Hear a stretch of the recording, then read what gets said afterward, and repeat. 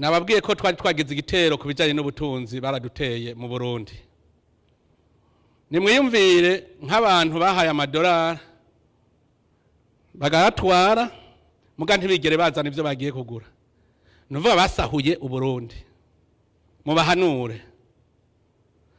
Uwuzi ko yaronse amadorare agiye kw'importa ikintu akizane. Ntitwirirwe turasitana turonderana kuko urumva barazwi ku mazina. Barazwi. Nibazane ivyo bagiye kurangura kugira ayo madorare yacu agibere kirumara igihugu cyacu. Ko kintu citwa digitalization je ndazi yuko itavya inyana izovyara ishuri wemwe izovyara to. Ivyara inyana ivyara ishuri izovyara to. Izovyara ntituzi gusika izovuka.